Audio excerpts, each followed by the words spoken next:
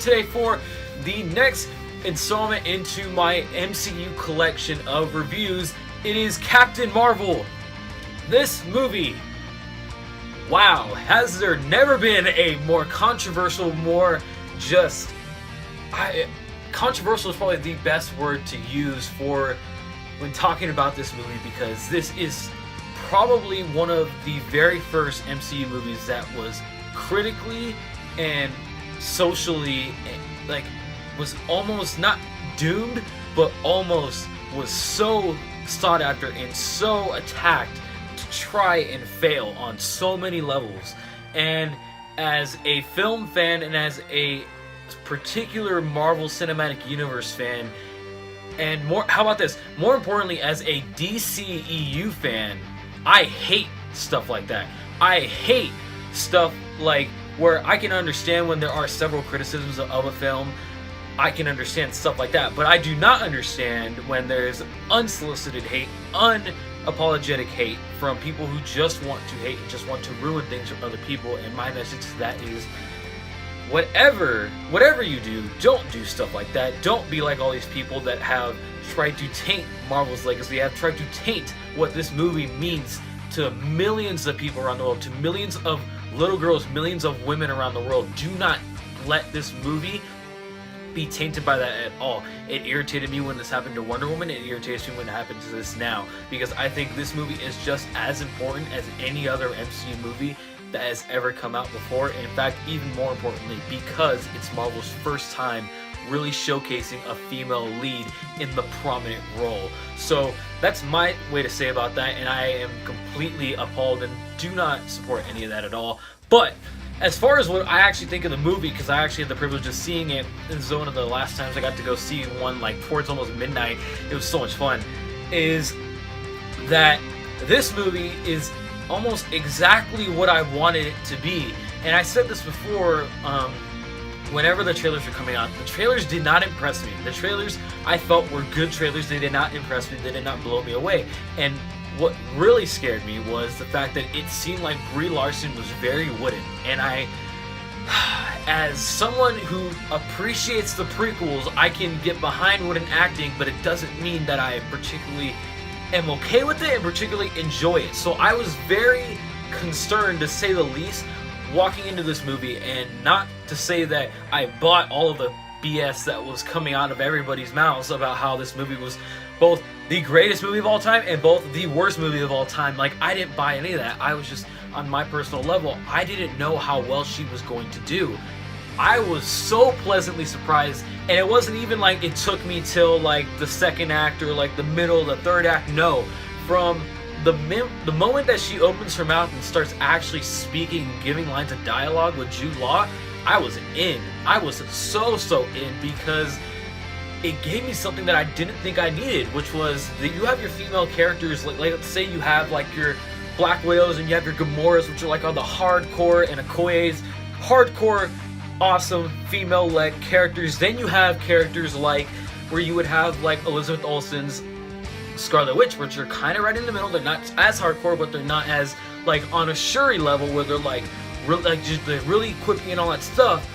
But then you have such an amazing medium of like almost in between that, where we get a character that's in between Iron Man and a melding of Black Widow and a melding of Doctor Strange, in the point where she can be hardcore, but she is very, very snarky. She's very sassy, and I love that.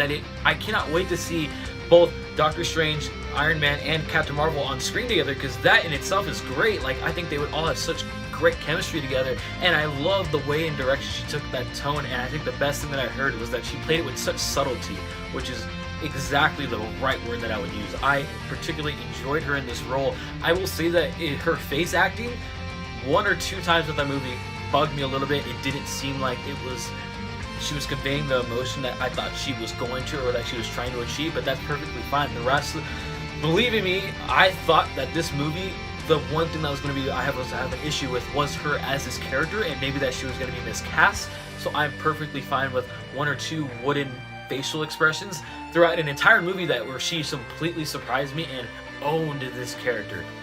Now, as far as the other movie goes, this movie gave me exactly what I wanted, which was MCU rich history, because that was what I was excited for. I was excited to see young Nick Fury, young Coulson. I was excited to see branches off into the Kree. I was excited to see the Skrulls. I was excited to see all of that, and it delivered on so many levels. From little things like when it says there's a planet, it's the exact same way that it appeared in Guardians of the Galaxy Volume 1, to the way that when they jump into light speed or different parts of the galaxy, it's exactly like how it is in Guardians 2. I particularly fell in love with this movie, particularly because they did not shy away from being aware and being inside the MCU, but still felt like its own story.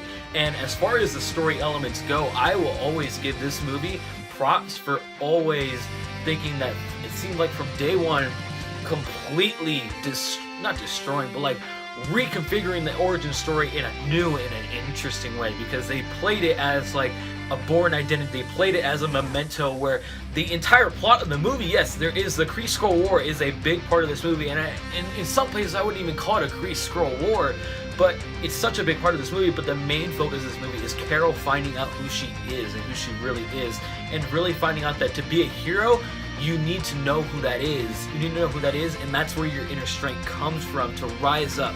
That's what I felt was so perfect about this movie, is that they told the origin story in a very interesting way that will always stand out amongst the MCU. I will say though, the flashback scenes are cool. There is one particular flashback scene, which is the first one you get to see, that I would say just dialogue from other characters that are not particularly involved in the flashback scene was at first a little bit not irritating, it took me out of it for a second, but it did get better. The villains in this movie were great, because more importantly, they did not kill any of them off. I'm looking at you, Black Panther. I'm still mad that you killed Killmonger.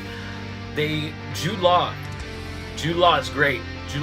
Ben Mendelsohn, great. I want to see Ben Mendelsohn and his entire race continue throughout this entire MCU, and I want to see them do some crazy things. Jude Law, perfect. I do not want to see them change his character. I want to see him bring him back. And Ronan, wanted more Ronan, still cool he was in there. Coulson and Fury, great. Fury, great. Goose, hey, I hate cats, which is probably why I love Goose, because he ain't a cat, and that's freaking awesome.